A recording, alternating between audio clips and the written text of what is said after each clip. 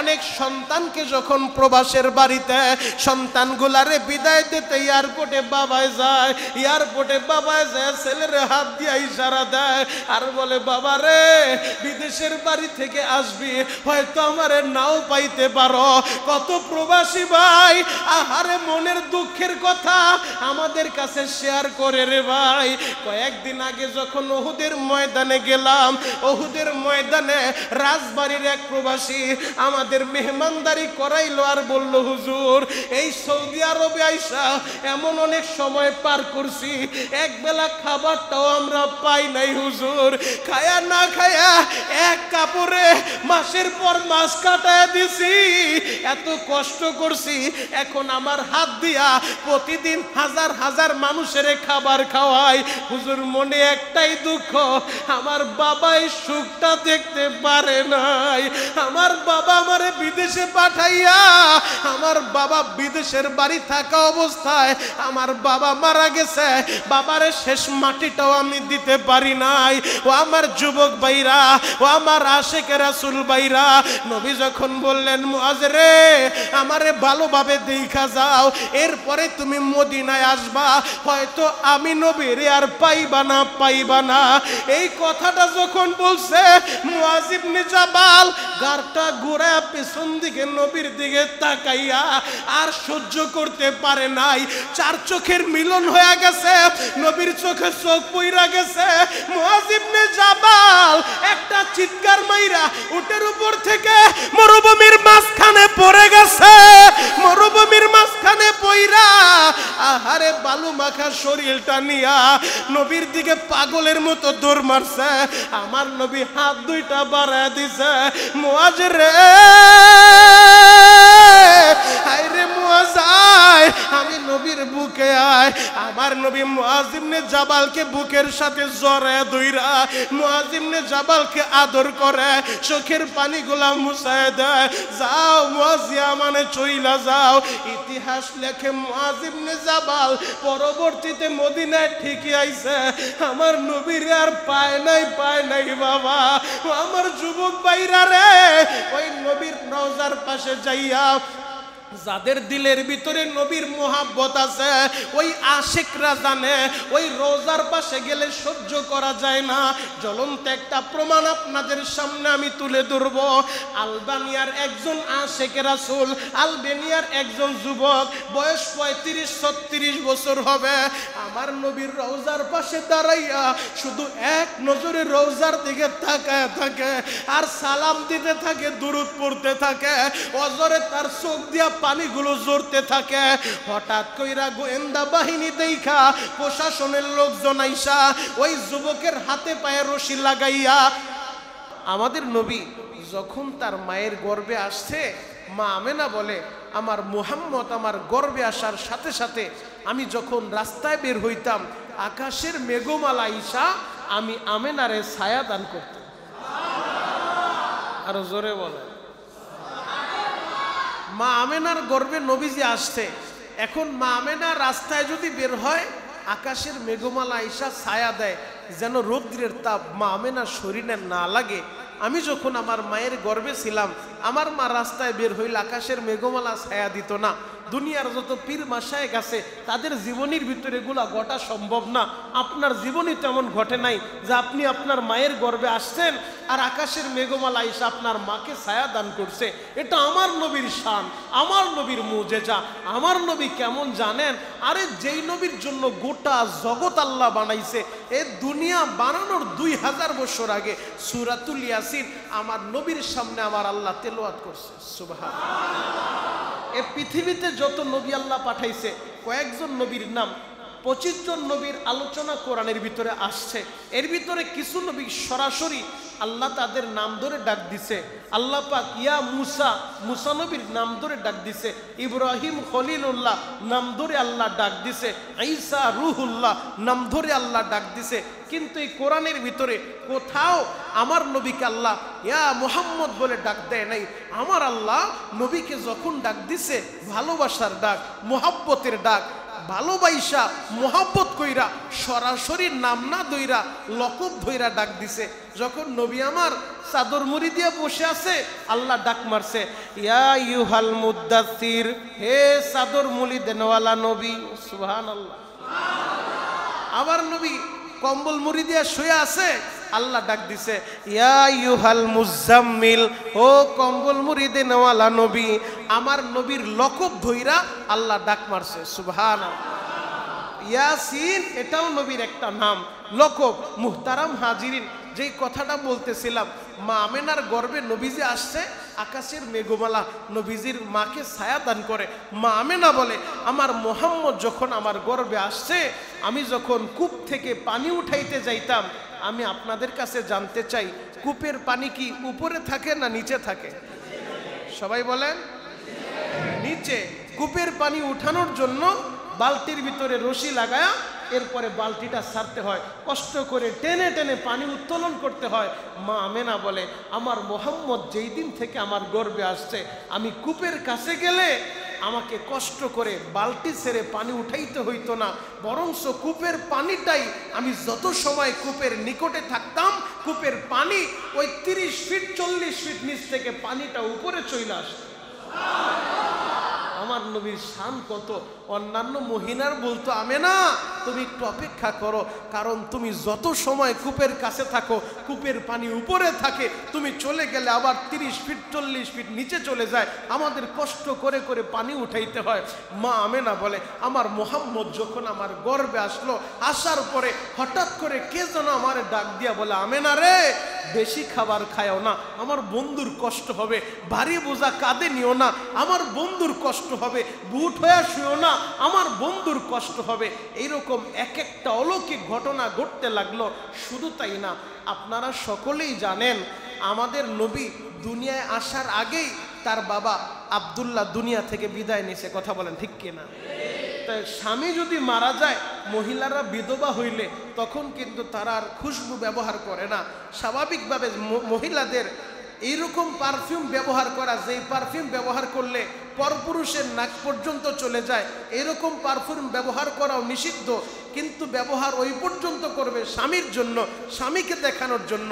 কিন্তু মা আমেনা স্বামী মারা গেছে, এরপরেও মা আমেনার শরীর থেকে এমন খুশবু বের হয়, এমন সুঘ্রাণ বের হয়।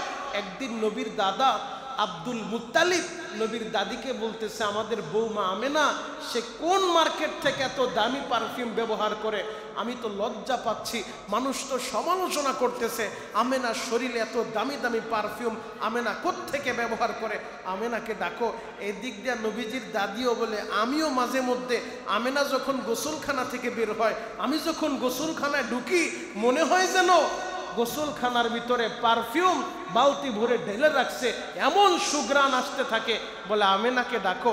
আমেনাকে ডাকছে, ডাকার পরে যখন জিজ্ঞেস করছে, মা আমেনা নবীর দাদার সামনে বলে, আব্বাজান বেয়াদবি নিয়েন না, সামান্য একটু থুতু জমিনের ভিতরে ফালাইছে, ওই থুতুর ভিতর থেকে বাতাসের গতিতে জান্নাতি খুশবু মিশকাম্বরের ঘ্রাণ বের হয়ে যাচ্ছে।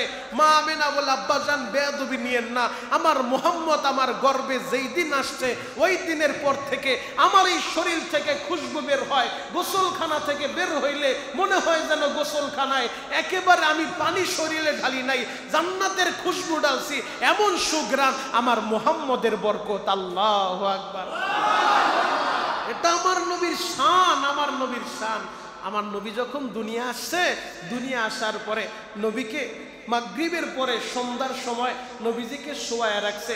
হঠাৎ করে নবীজির চাচা আবু তালেব দূর থেকে দেখতেছে আকাশের চাঁদ একবার ডানে যায়, একবার বামে যায়, কেমন যেন মনে হচ্ছে চাঁদটা নবীজি ঘরে, ওই ঘরের উপর আইসা পড়বে, না যেন কোনো অঘটন ঘটে যায়। আবু তালেব দেখা দূর থেকে দৌড়ে আসছে, কাছাকাছি আইসা দেখে আকাশের চাঁদ ঘরের উপরে পইরা অঘটন ঘটবে না, বরঞ্চ আমার নবী শিশু মোহাম্মদ যে শুয়ে আছে, আমার নবী হাত পা নাড়াচাড়া করতেছে। হাতটা যখন ডান দিকে নাড়া দেয়, আকাশের চাঁদ ডান দিকে যায়, বাম দিকে নাড়া দিলে চাঁদটা বাম দিকে যায়, পা দিয়া যখন আবার লাথি মারে, চাঁদটা পিছনে চইলা যায়। আমার নবীর সাথে আসমানের চাঁদ খেলা করতেছে। এটা হলো আমার নবীর শান, আমার নবীর শান। পৃথিবীর কোন মানুষ, পৃথিবীর কোন ওলি, পৃথিবীর কোন পীর বুজুর্গ, গাউস, কুতুব, মাওলানা, মুফতি, হাজি, গাজী, কারো জীবনীতে এমন ইতিহাস তো পাওয়া যায় না। তো মিলাদুন নবী এটা আলোচনা করা যায়, নবীর সামনে আলোচনা করা যায়, আলোচনা করলে নফল ইবাদতে সওয়াব হবে, কিন্তু পালন করার বিষয় না। পালন করব কি? সিরাতুন নবী, নবীর বয়স যখন 40 বছর একদিন আমার আল্লাহ ওই যে জামালে নূরের উপরে নবী আমার হেরা গুহায় ধ্যানমগ্ন অবস্থায় ছিলেন, ওই অবস্থায় আল্লাহ পাক জিবরাইলকে পাঠায় দিছে। জিবরাইল আইসা বলে ইকরা ইয়া মুহাম্মদ, হে মুহাম্মদ আপনি পড়েন। নবী আমার বললেন মা আনা বিকারি, ও জিবরাইল আমি তো কারি না, আমি তো পড়তে জানি না। আবার বলে ইকরা ইয়া মুহাম্মদ, নবী বলেন আমি তো পড়তে জানি না। 3 বার বলার পরে জিবরাইল যখন সিনার সাথে সিনা লাগা চাপ মেরে নবীকে ছেড়ে দিছে, এরপরে নবী সূরা আলাকের 5টা আয়াত তেলাওয়াত করা শুরু করছে। সুবহানাল্লাহ। 40 বছর একদিন যখন নবীর বয়স, এরপর থেকে আল্লাহ কোরআন নাজিল করা শুরু করলেন, নামাজ ফরজ করলেন, রোজা ফরজ করলেন, হজ ফরজ করলেন, যাকাত ফরজ করলেন। এই বিষয়গুলো পালন করা প্রতিটা মুমিন মুসলমানের উপরে ফরজ। কথা বলেন ঠিক কিনা? সম্পদ হইলে হজ করা ফরজ, সম্পদ হইলে যাকাত দেওয়া ফরজ, কিন্তু নামাজ আমাদের সবার উপরেই ফরজ। বালেক পুরুষ মুমিন মুসলমান নর নারী সবার উপরে, যারা বালেক তাদের উপরে নামাজ ফরজ। মুহতারাম হাজিরিন, তাহলে সিরাতুন নবী আমাদের জন্য পালনীয় বিষয়। সিরাতুন নবী পালন করা ফরজ, আর মিলাতুন নবী হলো নফল। আলোচনা করা যায়, তবে তা পালন করা যায় না। কথা বলেন ঠিক কিনা? এখন আমাদের দেশের ভিতরে মিলাদুন নবী আর সিরাতুন নবী নিয়ে একটা বিতর্ক আছে না নাই? আরো জোরে বলেন আছে না নাই? অনেকে বলে মিলাদুন নবী কায়েম করো, সিরাতুন নবী লাথি মারো। নাউজুবিল্লাহ। আরো জোরে বলেন নাউজুবিল্লাহ। যদি কেউ বলে মিলাদুন নবী কায়েম করো, সিরাতুন নবী লাথি মারো, লাথি মারলেন কোথায় আর লাগলো কোথায়? আপনি যে আবেগে বললেন সিরাতুন নবী লাথি মারো, সিরাতুন নবী লাথি মারলে তো কোরআনকে লাথি মারা হয়, নামাজ অস্বীকার করা হয়, রোজা অস্বীকার করা হয়, হজ অস্বীকার করা হয়। সিরাতুন নবী অস্বীকার করলে নামাজ যেমনি ভাবে অস্বীকার করে, রোজা অস্বীকার করে, হজ অস্বীকার করে, যাকাত অস্বীকার করে, কোরআন অস্বীকার করে। কোরআন অস্বীকার করলে ওই মানুষটা কি আর মুসলমান থাকে? আরো জোরে বলেন থাকে? এজন্য আবেগ কাজ করে, অনেক সময় বিবেক কাজ করে না। বুঝা শুইনা কথা বলতে হবে। মিলাদুন নবী এটা আলোচনার বিষয়, আলোচনা করলে সওয়াব হবে, কিন্তু পালন করা যাবে না। সিরাতুন নবী আমাদের পালন করা ফরজ। কথা বলেন ঠিক কিনা? আল্লাহ আমাদের বুঝার তৌফিক দান করুক। সকলে বলেন আমিন। এই যে মিলাদুন নবীর সময় অনেকে জশ্নে জুলুসের স্লোগান বের করে, বিশাল র্যালি বের করে, মিছিল বের করে, সকালবেলা মিছিল বের করে। আমাদের নবী দুনিয়া আসছেন 12ই রবিউল আউয়াল, এটা নিয়ে ইখতিলাফ আছে। কেউ বলে 8 তারিখ, কেউ বলে 10 তারিখ, কেউ বলে 12 তারিখ, কিন্তু নবীজির ওফাত হয়েছে রবিউল আউয়ালের 12 তারিখ, এতে কোনো সন্দেহ নাই। কথা বলেন ঠিক কিনা? তাহলে সকালবেলা যদি জশ্নে জুলুসের স্লোগান দেন, বিকালবেলা তো আপনাকে কান্না করাও দরকার ছিল। কথা বলেন ঠিক কিনা? এখন এই জন্য না বুঝার কারণে আমরা অনেক কিছু করে ফেলি। এই রবিউল আউয়ালও তো মদিনায় ছিলাম, কই মদিনায় তো নবীর রওজার পাশে কেউ জশ্নে জুলুসের স্লোগান দিল না।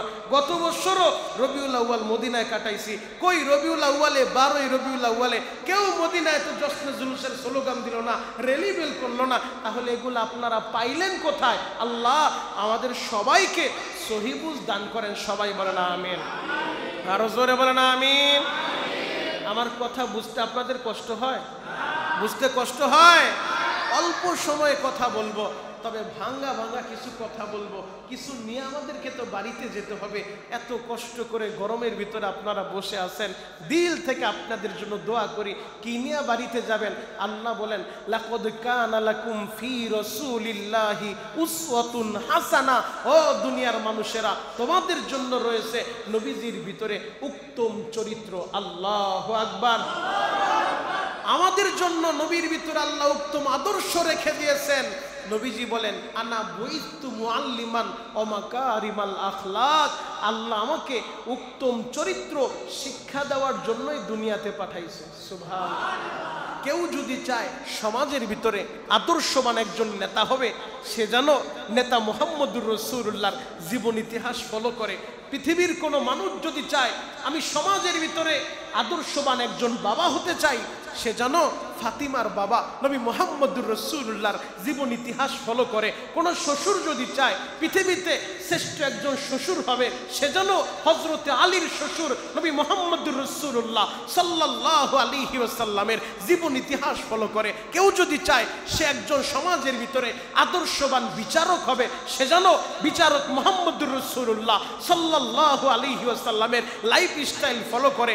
জন্ম থেকে মৃত্যু পর্যন্ত, দোলনা থেকে কবর পর্যন্ত সর্ব সেক্টরে আমাদের নবীর আদর্শ আছে। সুবহানাল্লাহ। তাহলে সেই আদর্শ আমাদের গ্রহণ করতে হবে। আল্লাহ আমাদের বুঝার তৌফিক দান করুক, সকলে বলেন আমিন। ওই নবীর আদর্শ আমরা গ্রহণ করব। আমাদের নবীর চরিত্র, যেই চরিত্র সম্পর্কে পবিত্র কোরআনের 29 নম্বর পারা সূরাতুল কলামের 4 নম্বর আয়াতে আল্লাহ বলেন, ওয়া ইন্নাকা লাআলা খুলুকিন আযীম।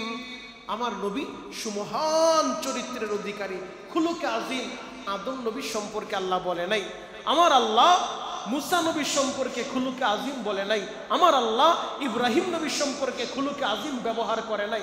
শুধুমাত্র একজন নবী সম্পর্কে খুলুকে আজিম ব্যবহার করছে।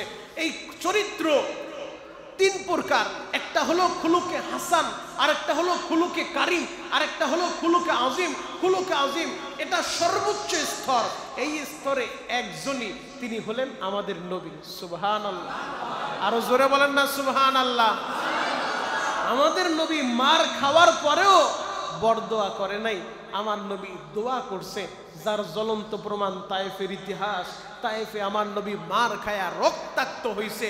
একই দিনের ভিতরে 3 বার নবীরে বেহুশ করছে। এরপর নবী বদদোয়া দেয় না। জিব্রাইল বলে, নবীজি একবার যদি আপনি বলেন এই তায়েফের 2 পাশের পাহাড় দিয়া এমন ভাবে চাপ মারবো পুরা তায়েফটারে শেষ করে দিব, এই জায়গায় কোনো মানুষের বসবাস ছিল এমন কোনো আলামতও থাকবে না। আমার নবী বরদোয়া দেয় না। আমার নবী বলে, জিব্রাইল রে, এরা আমারে চিনে না, এরা আমার পরিচয় জানে না। যদি জানতো তাহলে এরা আমার গায়ে হাত উঠাইতো না। আপনারা সবাই জানেন নবীজিরে পাগল বলে বলে পাথরগুলা মারছে। আমি জানতে চাই আমার নবী কি পাগল? আরো জোরে বলেন পাগল। আমার নবী পাগল না, কিন্তু তারা পাগল বলে বলে পাথরগুলা মারছে। আর ওই তায়েফে যারা গেছেন, এখানে যারা মক্কা মদিনায় ছিলেন, যারা গেছেন তাদের কাছে জিজ্ঞেস করে দেখবেন, মক্কা থেকে প্রায় 105 কিলোমিটার দূর তায়েফের ময়দান। যেই তায়েফটা একটা পাহাড়ের উপরে, হাজার হাজার ফিট উপর পাহাড়, ওই পাহাড় টপকায় যাইতে হয় তায়েফে। বর্তমানে ডিজিটাল যুগে যখন তায়েফের উদ্দেশ্যে হাজিরা রওনা করে, পাহাড় কেটে কেটে রাস্তা বানাইছে। ওই পাহাড়টা ঘুরে ঘুরে যখন গাড়িটা উঠতে থাকে, অনেক সময় গাড়ির স্টার্ট বন্ধ হয়ে যায়, কারণ এত উঁচু, হাজার হাজার ফিট উঁচুতে। মনে হয় যেন মেঘ, আমরা যে মেঘমালা দেখি, এই মেঘমালা ওভারটেক করে উপরে চলে যায়, এত উঁচুতে। ওই জায়গার ভিতরে গাড়ি দিয়া যায়, এরপরও গাড়ির স্টার্টিং অনেক সময় বন্ধ হয়ে যায়, ইঞ্জিন বন্ধ হয়ে যায়। উপরে ওঠার সময় অনেক সময় কানের ভিতরে স্তব্ধ লেগে যায়, নামার সময় মনে হয় যেন কানের ভিতরে পুরা স্তব্ধ হয়ে যায়। মুহতারাম হাজিরিন, ডিজিটাল যুগে যদি এই হালত হয়, আজ থেকে 1500 বছর আগে আমার নবী বুক ভরা আশা নিয়ে তায়েফে গিয়েছিলেন। তখন গাড়ি ছিল না, এসি গাড়ির ব্যবস্থা ছিল না। এই তায়েফের আঁকা বাঁকা গিরিপথ, পাহাড়ি অঞ্চল পাড়ি দিয়া নবী আমার তায়েফে গেছেন বুক ভরা আশা নিয়া একটা দাওয়াত দেওয়ার জন্য। লা ইলাহা ইল্লাল্লাহ মুহাম্মাদুর রাসূলুল্লাহ। কথা বলেন ঠিক কিনা? এই দিনের দাওয়াত নিয়া নবী আমার তায়েফের ময়দানে গিয়েছিলেন, কিন্তু নিষ্ঠুর তায়েফবাসী নবীকে রক্তাক্ত করছে। নবী মায়ের খায়াও বরদোয়া না দিয়া দোয়া করছে। নবীর দোয়ার বদৌলতে মক্কার ভূখণ্ডে কিন্তু শাকসবজি হয় না। তায়েফে যায় দেখেন আমার নবীর দোয়া এমন ভাবে কার্যকর হয়েছে, ওই তায়েফের ভিতরে সব ধরনের শাকসবজি হয়। সুবহানাল্লাহ। ওই মক্কার যেখানে শাকসবজি চিন্তা করাও মাথার ভিতরে আসবে না যে পাহাড়ি এলাকা কিভাবে সম্ভব, কিন্তু তায়েফে সেদিনও আমরা আসলাম, হাজার হাজার পাতাকপি, হাজার হাজার ফুলকপি, ক্ষেতের ভিতরে তাকাইলে চোখটা জোড়ায় যায়, মনে হয় একখণ্ড বাংলাদেশ, এত সুন্দর দৃশ্য। তো আমার নবীর দোয়ার বরকতে মুহতারাম হাজিরিন, আমার নবীর সেই চরিত্র আমাদের গ্রহণ করতে হবে। নবীর চরিত্র যদি গ্রহণ করতে পারি তাহলে দুনিয়াতেও সফল, মরার পরেও সফল, আজকের এই মজলিসও সফল। কথা বলেন ঠিক কিনা? আমার নবীর সেই চরিত্র আমাদেরকে গ্রহণ করতে হবে। আমার নবীকে শুধু মানুষের নবী ছিলেন না, আমার নবী মুসলমানের নবী ছিলেন না, আমার নবী গোটা জগতের সমস্ত মাখলুকাতের কুল কায়নাতের নবী ছিলেন। কুল ইন্নী রাসূলুল্লাহি ইলাইকুম জামিআ, আমার আল্লাহ বলে হাবিব আপনাকে আমি গোটা জগতের সমস্ত মাখলুকাতের কুল কায়নাতের নবী বানায় আপনারে পাঠাইছি। কোন নবীরে আল্লাহ একটা এরিয়ার ভিত্তিক পাঠাইছে, কোন নবীর একটা গ্রামের জন্য পাঠাইছে, কোন নবীকে একটা জেলার জন্য পাঠাইছে, কোন নবীকে একটা বিভাগের জন্য পাঠাইছে। কিন্তু আমার নবীকে শুধু মক্কার জন্য পাঠায় নাই, শুধু আরবের জন্য পাঠায় নাই, আরব আজম শুধু তাই না, গোটা জগতের সমস্ত মাখলুকাতের নবী বানায়া আমাদের নবীকে আল্লাহ দুনিয়ায় পাঠাইছে। আরো জোরে বলেন। এ কারণেই আমার নবীকে গাছে চিনছে, এ কারণেই আমার নবীকে মাছ চিনছে, এ কারণেই আমার নবীকে পাথর চিনছে। মক্কার বেঈমানগুলা নবীকে দুনিয়া থেকে বিদায় করার জন্য ওই পাহাড়ের উপর থেকে পাথর নিক্ষেপ করবে, নবী যেন দেখতে না পায়, নবীর উপরে পাথর মারবে, নবী দুনিয়া থেকে বিদায় নিবে। পাথর আমার নবীকে চিনছে ঝুলন্ত অবস্থায়, এখনো পর্যন্ত তায়েফে সেই পাথরটা ঝুলে আছে, এখনো পর্যন্ত এই অবস্থায় আছে। জ্বর হয়, বিপদ হয়, ওই পাথর ওই অবস্থায় আছে। পাথর মাইরা নবীকে হত্যা করতে চাইছে, পাথর আমার নবীকে চিনছে, নবীর শরীরে পড়ে নাই, কিন্তু মানুষগুলো আমার নবীকে চিনল না। উম্মত হইয়া ওই নবী চিনলাম না চিনলাম না, আমার নবীকে গাছ চিনছে, আমার নবীকে উট চিনছে, আমার নবীকে আকাশের চন্দ্র চিনছে, আমার নবীকে আকাশের সূর্য চিনছে। নবী আমার একদিন আসরের সময় জিহাদের ময়দানে নবী আমার হযরতে আলীর সাথে একটা ছায়ায় বিশ্রাম নিতেছিলেন। হঠাৎ করে নবীর চোখটা লেগে গেছে, আসরের সময় হয়ে গেছে নামাজের। এখন হযরতে আলী আমার নবীকে ডাকবেন এই সাহসটা পাচ্ছেন না, কিভাবে নবীকে ডাক দিবে, ক্লান্ত শরীর, নবী একটু বিশ্রাম নিছেন, চোখটা লেগে গেছে। হঠাৎ করে সূর্যটাও পশ্চিম আকাশে চলে গেছে, সূর্য লাল হয়ে গেছে, সূর্য ডুবু ডুবু অবস্থা। হযরতে আলী নিজেও নামাজ পড়ে নাই, কারণ তার রানের উপরে নবীজি মাথা দিচ্ছে। এখন কি করবে, নবীকে ডাকতেও পারতে সাহস পাচ্ছে না, কি করা যায়। হঠাৎ করে নবী যখন চোখ খুলছে, হযরতে আলী কথা বলে না, হযরতে আলী থরথর করে কাঁপতেছে, আর ইশারা দিয়া দেখায় নবীজি সূর্য পশ্চিম আকাশে গেছে, আসরের নামাজ আমাদের হয় নাই। নবী আমার বললেন আলী অপেক্ষা করো। নবী আমার শাহাদাত আঙ্গুলি দিয়া ইশারা দিছে, ওই আকাশের পশ্চিম আকাশের সূর্য, যেই সূর্য লাল হয়ে গেছে, ডুবু ডুবু অবস্থা, হাতের আঙ্গুলের ইশারা পায়া আসরের নামাজের সময় যেই জায়গায় সূর্য থাকার কথা, সূর্যকে আমার আল্লাহ রিটার্ন পিছনে পাঠায় দিছে।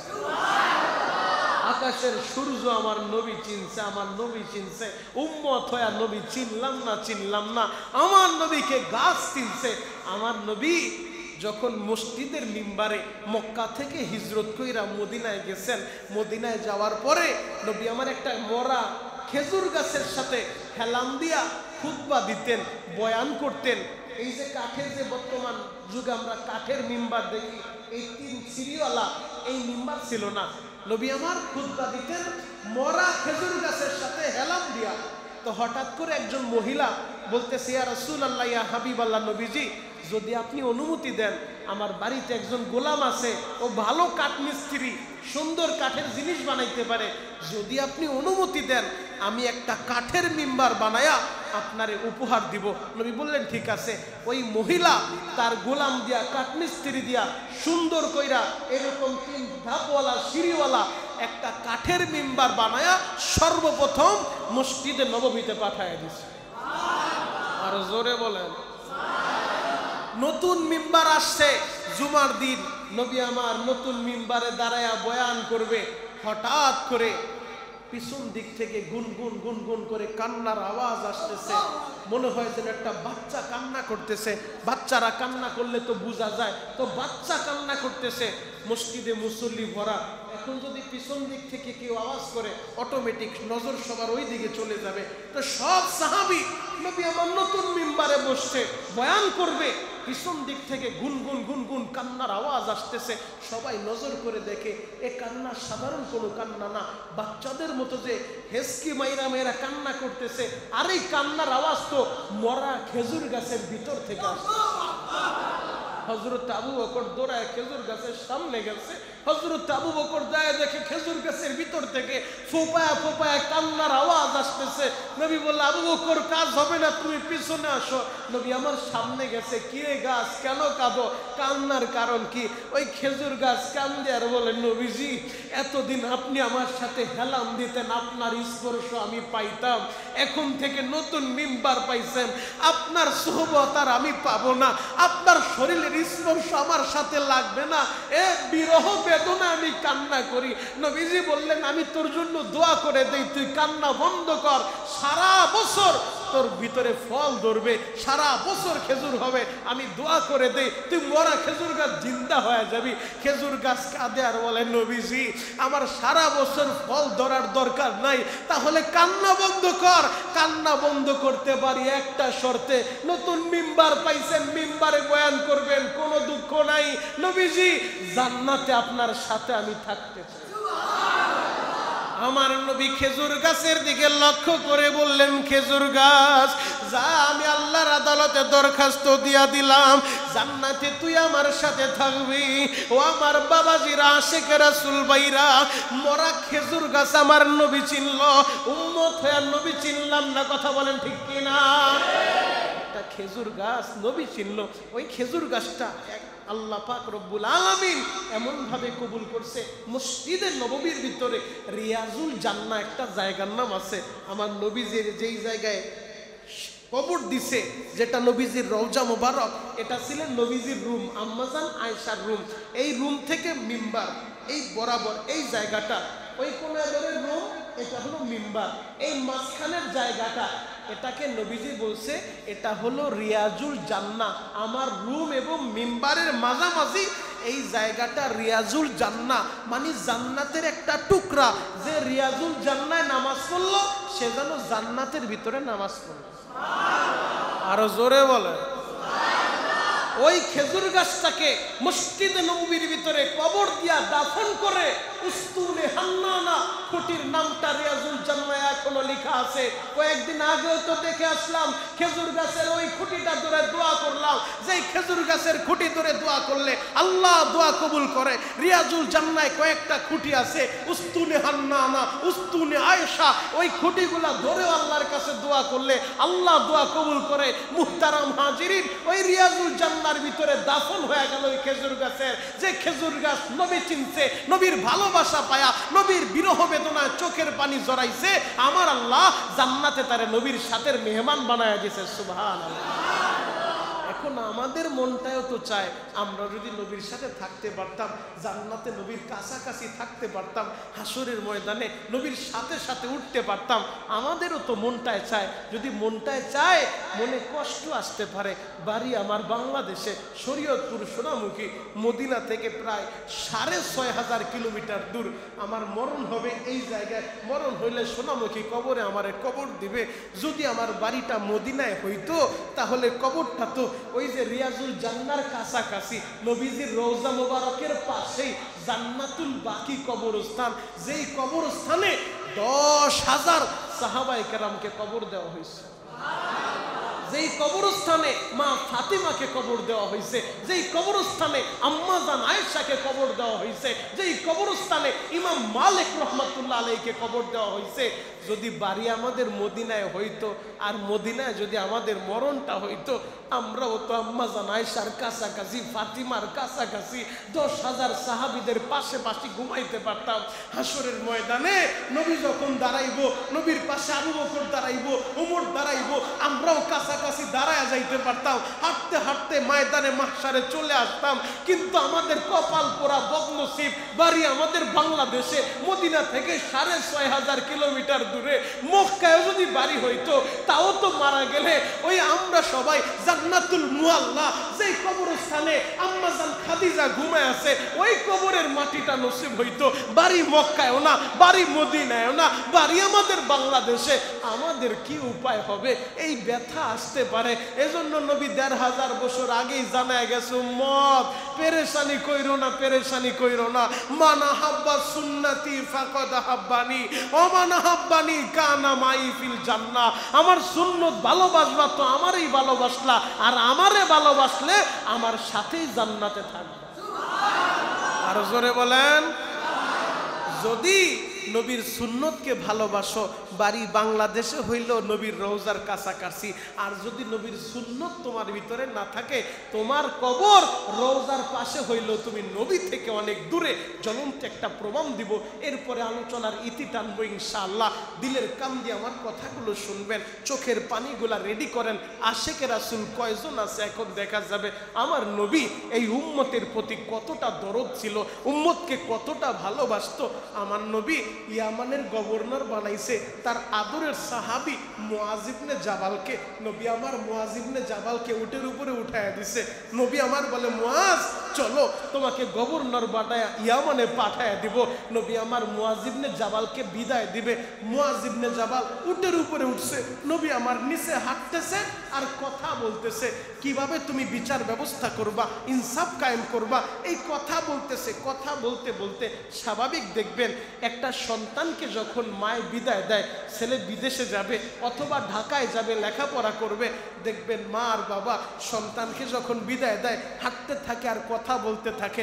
বাবারে বিদেশের বাড়িতে যাইবা, অপরিচিত এলাকা, মানুষের মনে কষ্ট দিও না, কারো সাথে খারাপ ব্যবহার করবা না, বাবারে ঠিক মতো খাবার খাও, নিজের প্রতি খেয়াল রাখো। এইভাবে উপদেশ দেয় কি দেয় না? আরো জোরে বলেন। মা ছেলেরে যেমন উপদেশ দেয়, মা ছেলেরে যেমন বিদায় দেয়, ছেলেরে গাড়িতে উঠায় দিয়া যত দূর গাড়িটা দেখা যায় কাপড়ের আঁচল দিয়া চোখ মুছতে থাকে আর গাড়ির দিকে তাকায় থাকে, কোন অটোর ভিতরে আমার ছেলেটা উঠছে, কোন লঞ্চের ভিতরে ছেলেটা উঠছে, কোন বাসের ভিতরে ছেলেটা উঠছে। ওই গাড়ি যত দূর দেখা যায় মায় বারবার তাকায় আর কাপড়ের আঁচল দিয়া চোখ মুছতে থাকে। আমার নবী মার চাইতে উম্মতের বেশি ভালোবাসে। উম্মত নবী চিনলা না, নবী চিনলা না, উম্মত নবীর মোহাব্বত দিলের ভিতরে নাই। নবী উম্মতের কত ভালোবাসে। নবী একজন সাহাবীরে বিদায় দিব, উটের উপরে উঠা নবী উটের রশি ধইরা হাঁটে আর কথা বলে। কথা বলতে বলতে একটা পর্যায়ে যখন বাপ মদিনার গেটের বাইরে চলে আসছে, মরুভূমির মাঝখান দিয়া মুআজ ইবনে জাবাল ইয়ামানের উদ্দেশ্যে রওনা দিছে। হঠাৎ করে নবী আমার পেছন দিক থেকে ডাক মারছে, মুআজ রে আমারে ভালোভাবে দেখা লাও রে মুআজ, এরপরে হয়তো তুমি মদিনায় আইসা আমি নবীর আর পাইবা না। ও মুআজ যাওয়ার আগে আমারে ভালোভাবে দেখা যাও। আমার আশেকে রাসূল বাইরা রে, অনেক সন্তানকে যখন প্রবাসের বাড়িতে সন্তানগুলারে বিদায় দিতে এয়ারপোর্টে বাবায় যায়, ছেলের হাত দিয়ে ইশারা দেয় আর বলে, বাবা রে বিদেশের বাড়ি থেকে আসবি, হয়তো আমারে নাও পাইতে পারো। কত প্রবাসী ভাই আহারে মনের দুঃখের কথা আমাদের কাছে শেয়ার করে রে ভাই। কয়েকদিন আগে যখন উহুদের ময়দানে গেলাম, উহুদের ময়দানে রাজবাড়ির এক প্রবাসী আমাদের মেহমানদারি করাইলো আর বলল, হুজুর এই সৌদি আরবে আইসা এমন অনেক সময় পার করছি, এক বেলা খাবারটাও আমরা পাই নাই হুজুর, খায়া না খায়া এক কাপড়ে মাসের পর মাস কাটায় দিছি, এত কষ্ট করছি, এখন আমার হাত দিয়া প্রতিদিন হাজার হাজার মানুষের খাবার খাওয়াই। হুজুর মনে একটাই দুঃখ, আমার বাবা এই সুখটা দেখতে পারে নাই। আমার বাবা আমারে বিদেশে পাঠাইয়া, আমার বাবা বিদেশের বাড়ি থাকা অবস্থায় আমার বাবা মারা গেছে, বাবারে শেষ মাটিটাও আমি দিতে পারি নাই। ও আমার যুবক ভাইরা, ও আমার আশেকে রাসূল ভাইরা, নবী যখন বললেন, মুআজ রে আমারে ভালোভাবে দেখা যাও, এরপরে তুমি মদিনায় আসবা, হয়তো আমি নবীর আর পাইবা না। এই কথাটা যখন বলছে মুআজ ইবনে জাবাল গারটা ঘুরায় পেছন দিকে নবীর দিকে তাকাইয়া আর সহ্য করতে পারে নাই। চার চোখের মিলন হয়ে গেছে, নবীর চোখে চোখ পইরা গেছে। মুআজ ইবনে জাবাল একটা চিৎকার মাইরা উটের উপর থেকে মরুভূমির মাঝখানে পড়ে গেছে। মরুভূমির মাঝখানে পইরা আহারে বালু মাখা শরীরটা নিয়া নবীর দিকে পাগলের মতো দৌড় মারছে। আমার নবী হাত দুইটা বাড়ায় দিছে, মুআজ রে, আইরে মুআজ আয়, আমি নবীর বুকে আয়। আমার নবী মুআজ ইবনে জাবালকে বুকের সাথে জড়ায় ধইরা মুআজ ইবনে জাবালকে আদর করে, চোখের পানিগুলা মুছায় দেয়। যাও মুআজ ইয়ামানে চইলা যাও। ইতিহাস লেখে মুআজ ইবনে জাবাল পরবর্তীতে মদিনায় ঠিকই আইছে। আমার নবীর আর পায় নাই বাবা। আমার যুবক ভাইরা রে, ওই নবীর রওজার পাশে যাইয়া যাদের দিলের ভিতরে নবীর মোহাব্বত আছে, ওই আশিকরা জানে ওই রোজার পাশে গেলে সহ্য করা যায় না। জ্বলন্ত একটা প্রমাণ আপনাদের সামনে আমি তুলে ধরব। আলবানিয়ার একজন আশিকে রাসূল, আলবেনিয়ার একজন যুবক, বয়স 35-36 বছর হবে। আমার নবীর রওজার পাশে দাঁড়াইয়া শুধু এক নজরে রওজার দিকে তাকায় থাকে আর সালাম দিতে থাকে, দুরূদ পড়তে থাকে। অজরে তার চোখ দিয়া পানিগুলো ঝরতে থাকে। হঠাৎ কইরা গোয়েন্দা বাহিনী দেখা প্রশাসনের লোকজন আইসা ওই যুবকের হাতে পায়ে রশি লাগাইয়া রওজার ভিতর থেকে বের করছে। একজন ওই আরবি একজন মুরব্বী ডাক দিয়ে বলে, ও পুলিশ ভাইরা, ওরে কেন ধরছো? ও কি চোর? বলে না, ও চোর না, ডাকাইত না, ছিনতাইকারী না। তাহলে ওরে কেন ধরলা? বলে এই যুবকের বাড়ি আমাদের মদিনায় না, এই যুবকের বাড়ি আলবেনিয়ায়। ও 6 বছর যাবত এই মদিনায়, ওরে আমরা অনেকবার ধরছি, আর যতবার ধরছি নবীর রওজার সামনে থেকেই ধরছি। আল্লাহু আকবার। বলে ধরছো ভালো কথা, হাতে পায়ে রশি লাগাইলা কেন? ও তো চোর না, ও তো ছিনতাইকারী না। বলে কেন রশি লাগাইছি? ওরে যতবারই ধরি ও কেমনে যেন ছুইটা যায়, ওরে ধইরা রাখতে পারি না, এজন্য এবার দেখার সাথে সাথে হাতে পায়ে রশি লাগাইছি। বলে তোমরা এখন ওরে কি করবা? বলে আমরা ওরে নিয়ে বিমানে উঠাইয়া দেব, ওর দেশের ভিতরে পাঠাইয়া দিব, কারণ ওর কাগজপত্র নাই, অবৈধ, এই লোক আমাদের এখানে রাখা যাবে না, এই কারণে ওর দেশে আমরা পাঠাইয়া দিব। আলবেনিয়ার যুবক দেখলেও হাতে পায়ে রশি লাগাইছে, আর ছাড়ার কোনো উপায় নাই, দেশে তাকে পাঠাই দিবে। এবার আলবেনিয়ার ওই আশিকে রাসূল পুলিশ ভাইদেরকে বলে, পুলিশ ভাই আমার একটু সুযোগ দেন, আমি 2 রাকাত নামাজ পড়ব। 2 রাকাত নামাজ পড়া আমার নবীর রওজার দিকে তাকায়া, সবুজ গম্বুজের দিকে তাকায়া অজরে চোখের পানি ঝরাইতেছে আর বলতেছে, নবীজি এই চুক্তি কি আপনার সাথে ছিল? আপনারে ভালোবাসা আপনার পাশে থাকার লাইগা আমি আমার বাড়ি ঘর ছাড়ছি, আপনার পাশে থাকার লাইগা আমি আমার মা বাবারে ছাড়ছি, আপনার পাশে থাকার লাইগা আমি আমার ব্যবসা বাণিজ্য সব ছাইরা দিয়া এই মদিনায় পড়ে আছি। এই চুক্তি কি আপনার সাথে ছিল? মনে হয় আপনার পাশে আমার থাকা হইল না। এই কথা বলতে বলতে আশিকে রাসূল একটা চিৎকার দিয়া জমিনের ভিতরে পড়ে গেছে। আশিক যখন জমিনে লুটায় পড়ছে, পুলিশেরা ভাবছে মনে হয় সে ভাব ধরছে। এবার পুলিশেরা উল্টায় পাল্টায় দেখে যুবক তো কথা বলে না, ওর তো কথা বলে না, নিঃশ্বাসও বের হয় না, পানি ছিটা দেয়, কাজ হয় না। জরুরি ভিত্তিতে হাসপাতালে নিয়ে দেখে এই যুবক আর দুনিয়ায় বাইচা নাই, দুনিয়া থেকে চলে গেছে। এবার পুলিশ ভাইরাও কান্দে, ও আশিক 6 বছর যাবত মদিনায় পড়ে আছে, মদিনাওয়ালার সাথে কন্টাক্ট। নবী আপনার রওজার পাশে আমি শুইতে চাই, আপনার কাছাকাছি আমি থাকতে চাই। এই মুহাব্বতে বাড়িঘর ছেড়ে দিছি, এই মুহাব্বতে সব সাইরা মদিনায় এসে পড়ে আছি। ওই আশিক আমার নবীরে কতটা ভালোবাসছে। ওই আশিক যদি নবীরে ভালোবাসা নবীর রওজার কাছে ঘুমাইতে পারে, ও আমার যুবক ভাইরা, ও আমার শরীয়তপুরের আব্বাজানেরা, আপনি আর আমি যদি চাই জীবনে একবার রওজার সামনে দাঁড়ায় নবীরে সালাম দিব, আসসালাতু ওয়াসসালামু আলাইকা ইয়া রাসূলুল্লাহ, আসসালাতু ওয়াসসালামু আলাইকা ইয়া হাবিবাল্লাহ। আপনার মনটাই কি চায় না একবার রওজার সামনে দাঁড়াইবেন? আপনার মনটাই কি চায় না একবার রিয়াজুল জান্নায় দুই রাকাত নামাজ পড়ে আল্লাহর দরবারে দুইটা হাত উঁচু করবেন? ওই মক্কা মদিনায় যাইতে ভিসা লাগে না, পাসপোর্ট লাগে না, টাকা লাগে না, লাগে শুধু কপাল কপাল কপাল।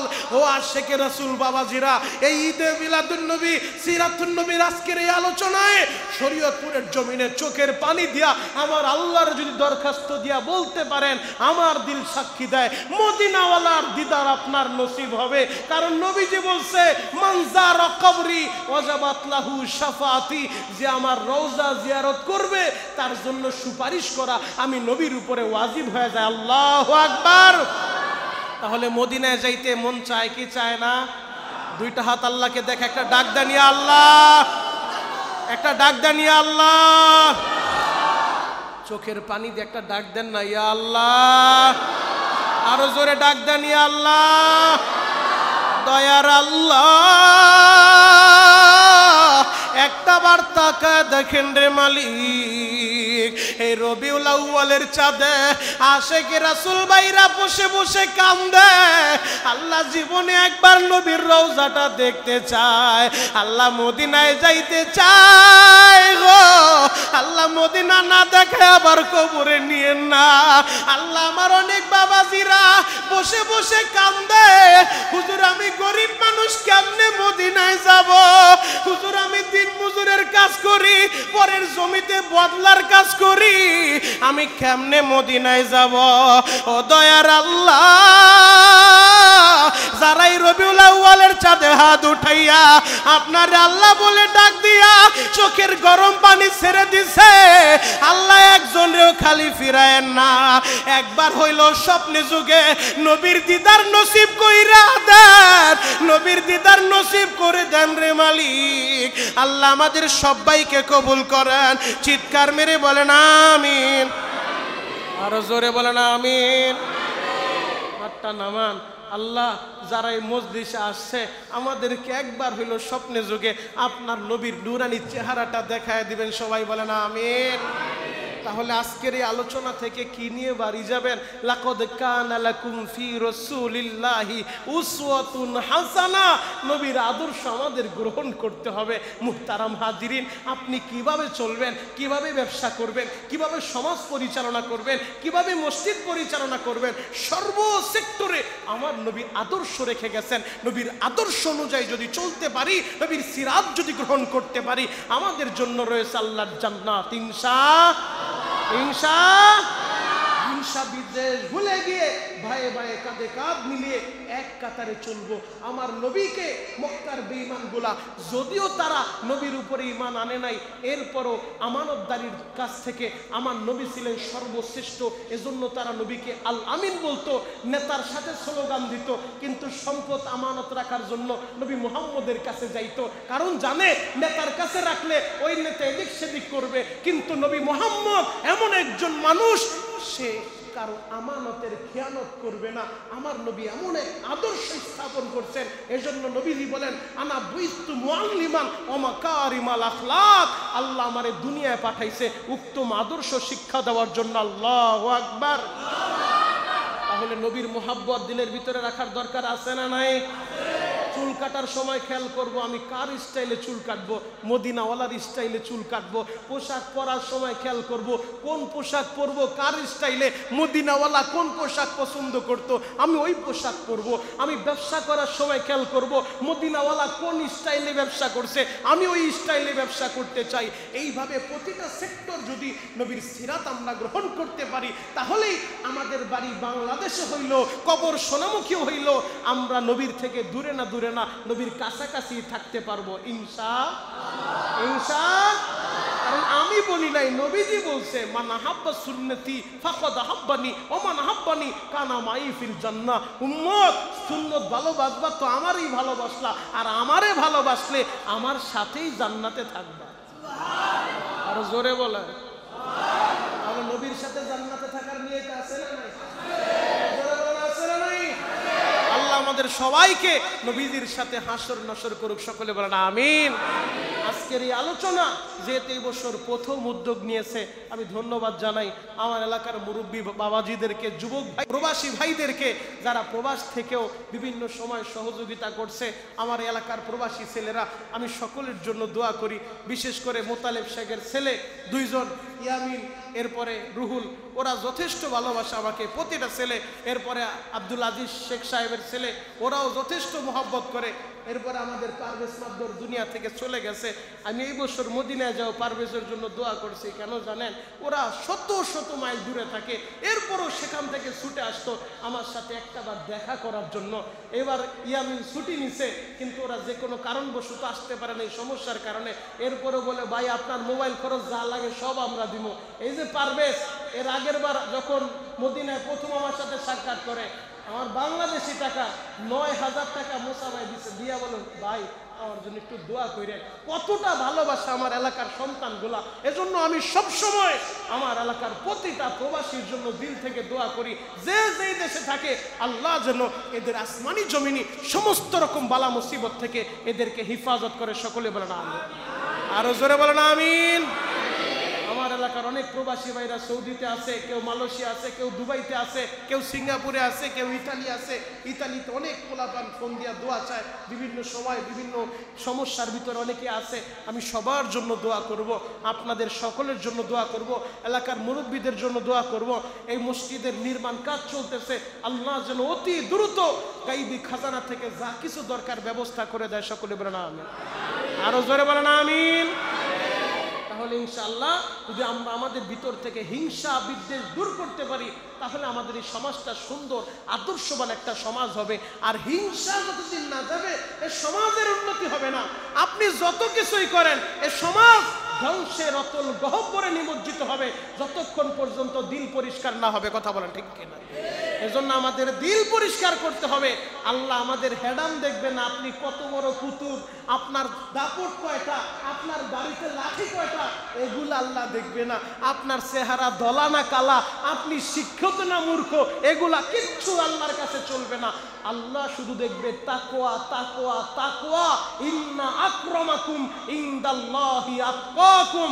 আল্লাহর কাছে দামি হইতে চাইলে আল্লাহ দেখে অন্তর। কথা বলেন ঠিক কি? আল্লাহ আপনার অন্তর দেখে বিচার করবে।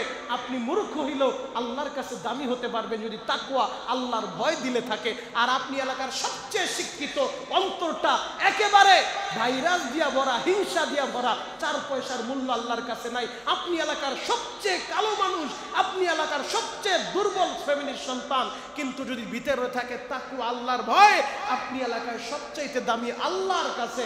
এজন্য মুহতারাম হাজিরিন, তাকওয়ার গুণ আমাদের অর্জন করার দরকার আছে না নাই? আমার কথা আপনারা বুঝি কষ্ট পাইছেন? কষ্ট পাইলে আল্লাহর রাস্তে ক্ষমা করে দিবেন। আমিও শারীরিকভাবে একটু অসুস্থ, কারণ 8 তারিখে বাংলাদেশে আসছি। আল্লাহ কবুল করলে ইনশাল্লাহ আবার রমজানের আগে আর একবার যাওয়ার ইচ্ছা আছে। এরপরও যদি না হয় রমজানে তো ইনশাল্লাহ ফাইনাল, যদি আল্লাহ বাঁচায় রাখে রমজান মাসে আবার যাব ইনশাআল্লাহ। আপনাদের জন্য আজকে দিল থেকে দোয়া করব। বড় হুজুর আছে এবং এখানে অনেক মুরব্বী বাবাজিরা আছে, দাড়ি পাকা মুরব্বীরা আছে, আপনাদের সবার জন্য দোয়া করব যেন আমাদের সবাইকে একবার হলো আল্লাহ হজ্জে বাইতুল্লাহ জিয়ারতে মাদিনা নসিব করে, সকলে বলেন আমিন। আর জোরে বলেন আমিন। নবীর রওজা দেখতে মন চাইতো ইনশাআল্লাহ। হাজরে আসর পাথরে একটু ঠোঁটটা লাগাইতে মন চাইতো ইনশাআল্লাহ। কাবাগরটা জড়ায় ধরতে মন চাইতো ইনশাআল্লাহ। কাবার গিলাপটা ধরতে মন চাইতো ইনশাআল্লাহ। আল্লাহ আপনাদের সবাইকে কবুল করুক, সকলে বলেন আমিন। আমার কোনো কথায় কষ্ট পেয়ে থাকলে আল্লাহর হস্তে ক্ষমা করে দিবেন। আর এইরকম একটা আয়োজন ঘরোয়া পরিবেশে মসজিদের ভিতরে, ইনডোরে আউটডোরে দরকার নাই। এরকম প্রতি বছর একটা সিরাতুন নবীর আলোচনা মাহফিলের দরকার আছে না নাই? আজকে আলোচনার দ্বারা আপনাদের লাভ হয়েছে না লস হয়েছে? তাহলে ইনশাল্লাহ আশা করা যায় আমাদের মাদ্রাসার শিক্ষকেরা তারা উদ্যোগ নিছে, আপনারা সবাই সহযোগিতা করছেন, যে যেভাবে পারছেন বুদ্ধি দিয়া, পরামর্শ দিয়া, প্রবাসী ছেলেরাও সহযোগিতা করছে। তা আলহামদুলিল্লাহ লস হয় নাই। আল্লাহ চাহেতু আজকের এই আলোচনার দ্বারা আমাদের যাদের চোখে পানি আসছে, আমাদের চোখের পানির খাতিরে আল্লাহ যেন এই সোনামুখী গোরস্থানে যারা ঘুমায় আছে, মসজিদের সামনে বড় হুজুর ঘুমায় আছে, আল্লাহ সকলের কবরগুলা জান্নাতের বাগান বানিয়ে দিক, সকলে বলেন আমিন। আরো জোরে বলেন আমিন। আমাদের মুরব্বী যারা অসুস্থ হাসপাতালের বেডে পড়ে আছে, কেউ হার্টের রোগী, ডায়াবেটিসের রোগী, কিডনির রোগী, ক্যান্সার আক্রান্ত, যে যে অবস্থায় অসুস্থ অবস্থায় আছে, আমরা সকল অসুস্থদের জন্য দোয়া করব, আল্লাহ যেন তাদেরকে শেফা দান করে। সকলে বলেন আমিন। আল্লাহুম্মা আমিন। রব্বানা যালামনা আনফুসানা রব্বানা যালামনা আনফুসানা ওয়া ইল্লাম তাগফির লানা ওয়া তারহামনা লানাকুনান্না মিনাল খাসিরিন। রব্বানা ইয়া রব্বানা ইয়া রব্বানা মাফ করে দেন জীবনেরই সব গুনাহ। রব্বানা ইয়া রব্বানা ইয়া রব্বানা মাফ করে দেন জীবনেরই সব গুনাহ। কত গুনাহ করছি মাওলা জীবনে, মাফ করে দেন রহমান নামের খাতিরে। ও দয়ার আল্লাহ, একটা বার তাকা দেখান এই সোনামুখীর দিকে। আল্লাহ, আজকে সেপ্টেম্বরের 12 তারিখ 2025 সালে রবিউল আউয়ালের চাঁদে আমি গুনাহগার আশিকে রাসূলদেরকে নিয়ে ভিক্ষুকের মতো হাত উঠাইলাম। আল্লাহ, যদিও আমরা গুনাহগার, আপনার নাম না গফফার রে মালিক, আপনি আবার রাগ হইয়া গোসা হইয়া আমাদের ঘাড় ধাক্কা দিয়া বের করে দিয়েন না। দয়ার আল্লাহ, আমাদের সবাইকে রহমতের দিকে তাকাইয়া আপনার রহমতের কোলে টানিয়া লন। আল্লাহ, গুনাহ করতে করতে হাত দুইটা নাপাক করে ফেলছি, গুনাহ করতে করতে জবানটা নাপাক করে ফেলছি।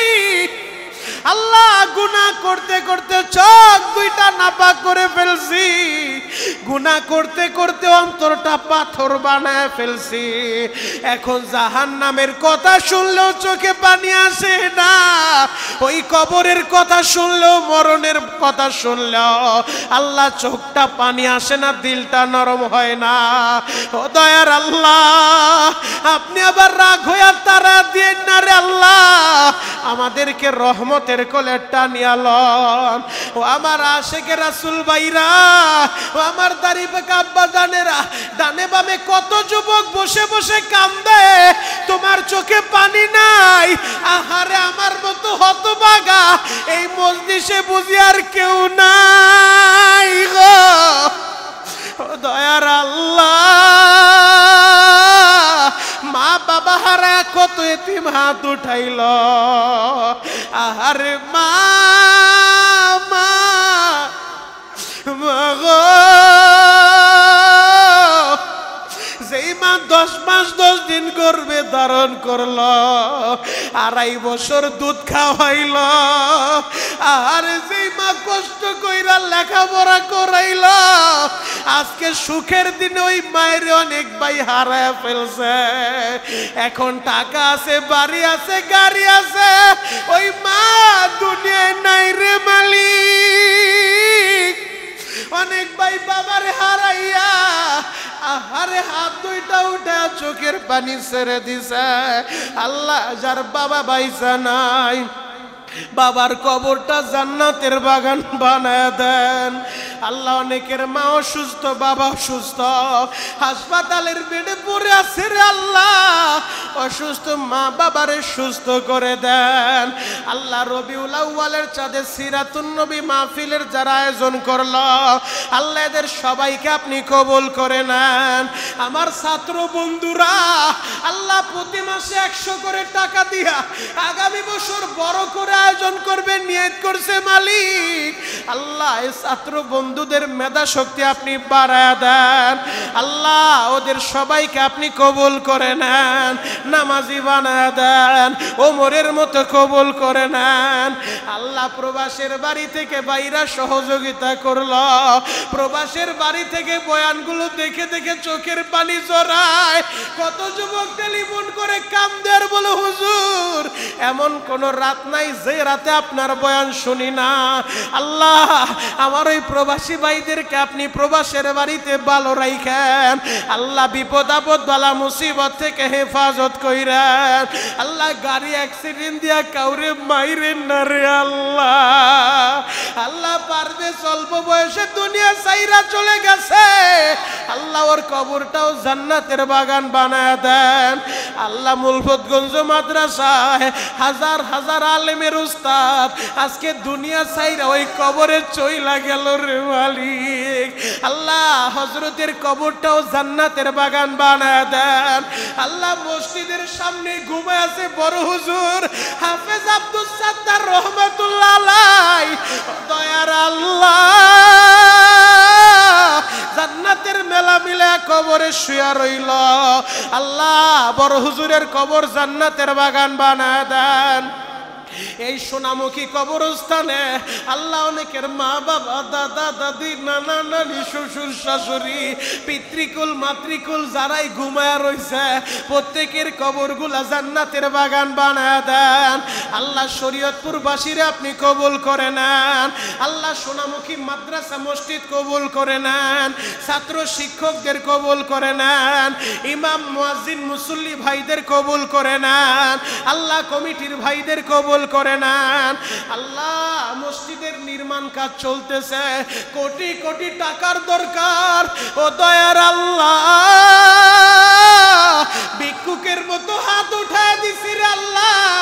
মসজিদের নির্মাণ কাজটা দ্রুত সম্পন্ন করার ব্যবস্থা করে দেন, গাইবি খাজানা থেকে সবকিছুর ব্যবস্থা করে দেন আল্লাহ। যারা বকেয়া টাকা লেখাইছে দ্রুত পরিশোধ করতে পারে কবুল করে নেন আল্লাহ। নতুন করে ঘরভর্তি যে টাকা ধরা হয়েছে ওই টাকাগুলো পরিশোধ করতে পারে কবুল করে নেন আল্লাহ। যারা দান করবে জান্নাতে তাদের জন্য ঘরের ব্যবস্থা করে দেন, ও দয়ার আল্লাহ।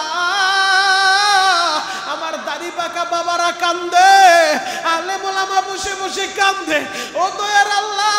নাবালেক তলবে লেমরা বসে বসে কান্দে আল্লাহ। যদি আমি গুনাহগার গো, মাত্র 4 দিন আগে নবীর রওজার কাছ থেকে আসছি রে আল্লাহ, এখনো পর্যন্ত ও দয়ার আল্লাহ ওই মদিনার খুশবু দূর হয় নাই রে মালিক আল্লাহ।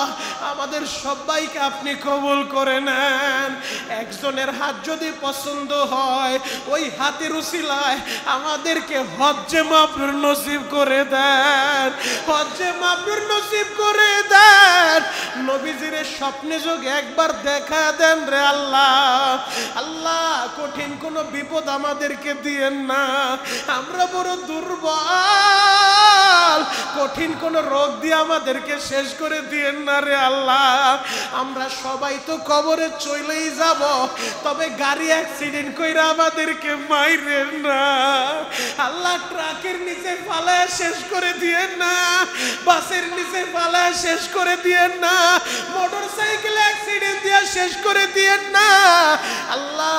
পানিতে ডুবে মাইরেন না রে আল্লাহ, আগুনে পোড়ায়ও মাইরেন না রে আল্লাহ, বিমান দুর্ঘটনা দিয়া শেষ করে দিয়েন না আল্লাহ। যেদিন দুনিয়া থেকে নিয়ে যাইবেন ওই দিনটা যেন জুমার দিন হয় রে আল্লাহ। আল্লাহ হয়তো আমাদেরকে দিন কায়েমের জন্য শাহাদাতের মৃত্যু দান করেন। যদি নসিবে শাহাদাতের মৃত্যু না থাকে রে মালিক, তাহলে যেই দিন নিয়ে যাইবেন দিনটা যেন জুমার দিন হয়, যেই মাসে নিয়ে যাইবেন মাসটা যেন রমজান মাস হয় রে আল্লাহ। যেই মুহূর্তে মালাকুল মউত আজরাইল জানটা ধরে টান মারবে, ওই মুহূর্তটা যেন সেজদারত অবস্থায় হয় রে আল্লাহ। আল্লাহ দাড়ি পাকাদের উসিলা আমাদের দোয়া কবুল করে নেন, নাবালেগদের উসিলায় দোয়া কবুল করে নেন।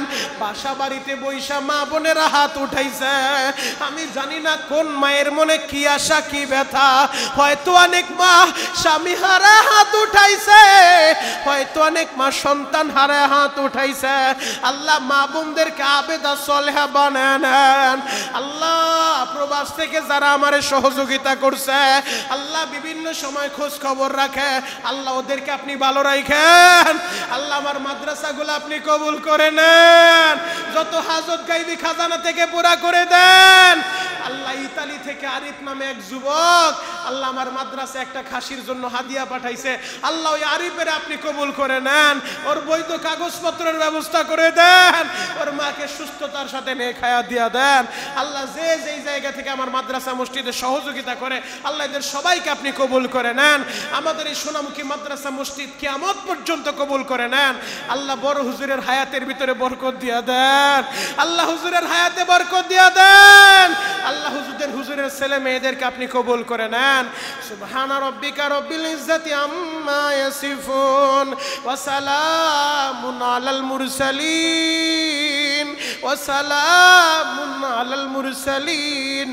আখিরি দরখাস্ত মালিক, যেই দিন আমাদের দরজায় মালাকুল মউত দাঁড়িয়ে যায়, ওই দিন ওই মুহূর্তে আমাদের জবানে জারি করে দিবেন লা ইলাহা ইল্লাল্লাহু মুহাম্মাদুর রাসূলুল্লাহ।